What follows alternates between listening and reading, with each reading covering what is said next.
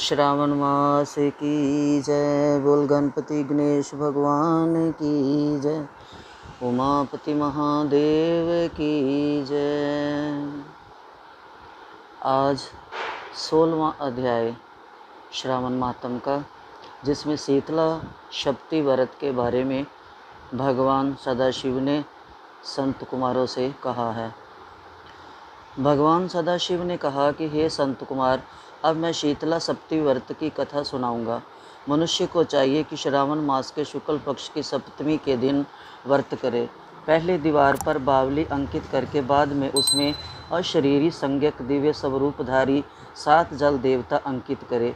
2 लड़कों के साथ पुरुष त्रय संगीत नारी 1 घोड़ा बैल नर वाहन सहित पालकी अंकित करे। 16 उपचार द्वारा जल देवी की अर्चना कर ककड़ी दही और भात का नैवेद्य समर्पित करे। नैवेद्य पदार्थों को वामन ब्राह्मणों को देना चाहिए।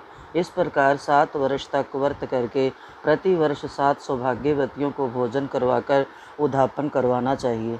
एक सोने के पत्र में 7 जल देवों की प्रतिमाएं रखकर पहले दिन अपने लड़के के साथ उन प्रतिमाओं का भक्तिपूर्वक अर्चन करना चाहिए।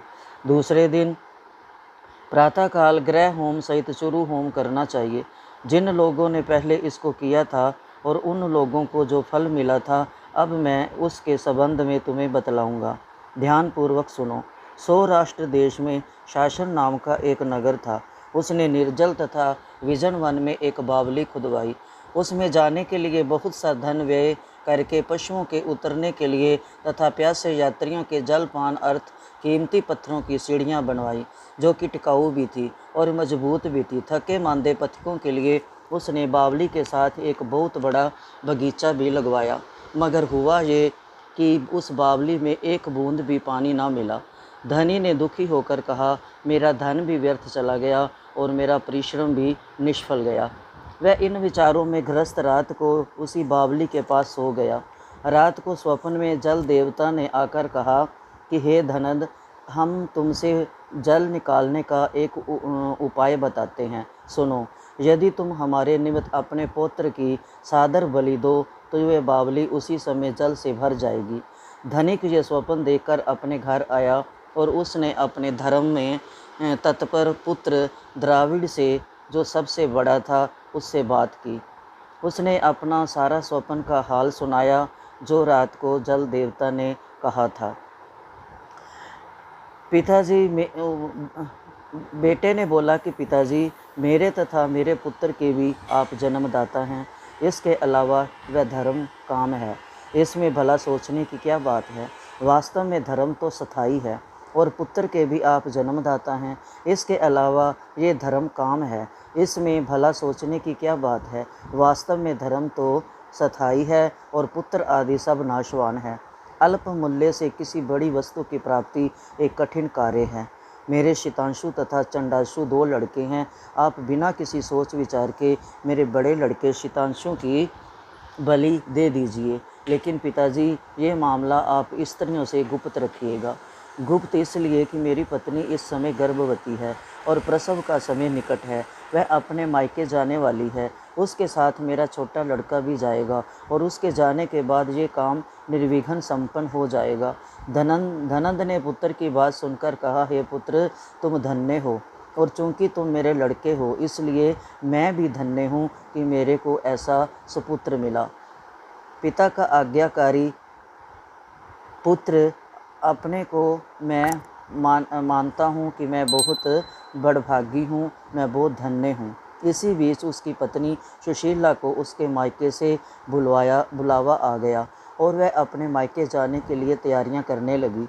तभी द्रविड़ ने अपनी पत्नी से कहा, ये बड़ा लड़का यहाँ मेरे पास रहेगा तथा छोटा लड़का तुम्हारे साथ जाएगा। सुशीला ने अपने पति के अनुदेश अनुसार अपने बड़े लड़के को तो अपने पति के पास छोड़ दिया और छोटे लड़के को साथ लेकर अपने मायके को रवाना हो गई। उसके जाने के बाद पिता और पुत्र दोनों ने मिलकर शीतांशु को तेल मलकर भली भांति स्नान करवाया और कीमती कपड़ों तथा बहुमूल्य रत्नों से उसे सजाया। जब वरुण नक्षत्र पूर्व आषाढ़ का दिन आया तो दोनों ने उसे बावली के किनारे पे ले जाकर खड़ा कर दिया और कहा, कि इस लड़के की बलि हम दे रहे हैं, हे जल देवता तुम प्रसन्न हो। बस बलि देने की देर थी कि बावली अमृत तुल्य जल से भर गई। दोनों पिता पुत्र बावली के सुधा तुल्य जल से प्रसन्न हुए, लेकिन पुत्र के नाश से दुखी होकर अपने घर को वापस लौट आए।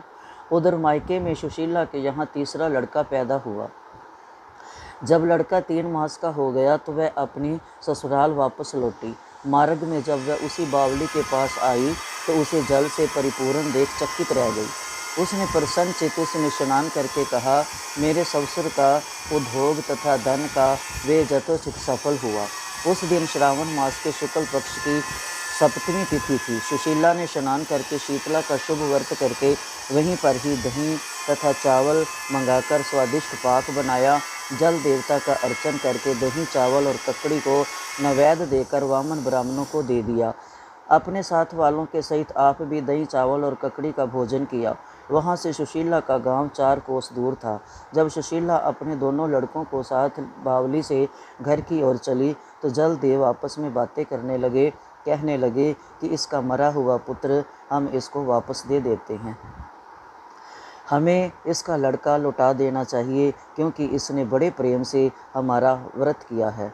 उन्होंने सुशीला का मृत पुत्र जल से बाहर निकाल दिया और उसे विदा कर दिया। जब लड़का पालकी के पीछे पीछे माता जी कहता हुआ दौड़ा, अपने लड़के की आवाज़ सुनकर सुशीला ने पीछे मुड़कर देखा। वह उसको देखकर चकित रह गई और उसको गोद में बिठाकर उसका सिर सूंघने लगी, प्यार करने लगी। लेकिन उसने लड़के से कुछ नहीं पूछा। सोचा यदि इससे कुछ पूछूंगी तो ये डर जाएगा। वह सोचने लगी कि इसने जो बहुमूल्य गहने पहन रखे हैं, यदि इसे चोर ले जाते तो क्या होता। अगर इसको घर में से पिशाच पकड़ कर लाए होते तो ये भला इसे छोड़ते कैसे। वो मन ही मन में सोच रही थी और इसकी जुदाई के कारण घर वालों को ना जाने कितना हाल बुरा हुआ होगा। बस इसी प्रकार सोचते हुए उसका घर आ गया। उसके आने का समाचार सुन कर पिता और पुत्र दोनों सोचने लगे कि सुशीला अब हमें क्या कहेगी, वो हमारे से प्रश्न करेगी तो हम उसे क्या उत्तर देंगे। इसी बीच में अपने तीनों लड़कों सहित सुशीला मकान के भीतर पहुंच गई। ससुर चकित होकर तथा उसके साथ ही प्रसन्न भी हुए और उससे पूछा कि ये कैसे हुआ। इसको मरे तो आज 2 मास बीत चुके हैं, तुमने इसे दोबारा कैसे प्राप्त किया है, तथा बावली भी जल से पूर्ण हो गई है। जाते समय तुम यहाँ से 1 पुत्र को ले गई थी और आती बार 3 पुत्रों के साथ लेकर आई हो। हे शुभ्रे, तुम धन्य हो, तुमने हमारे वंश का उद्धार कर दिया है। तुम शुभ मानने हो, तुम कल्याणी हो, मैं तुम्हारी क्या स्तुति करूं। इस प्रकार उसके ससुर ने प्रशंसा की और पति ने प्यार भरी नज़रों से उसकी तरफ देखा। सास ने भी उसकी स्तुति की। उसने जो रास्ते में व्रत किया था वो सारी बात बताई। उसने प्रसन्न होकर कहा, यह सब सुमार्ग का पुण्य फल है। वह इस संसार में मनोमिलसित भोग कर परम आनंदित हुए। हे तात, तुमसे मैंने ये शीतला सप्तमी का व्रत कहा है। इसमें दही चावल ठंडा शीतल ककड़ी फल बावली जल तथा शीतला देवता कहे गए हैं। इसे करने वाले ताप त्रय से मुक्त होते हैं। इस कारण श्रावण मास की शुक्ल पक्ष की सप्तमी का नाम यथार्थ सप्तमी हुआ है। बोल श्रावण मास की जय। बोल शंकर भगवान की जय। हरे कृष्णा।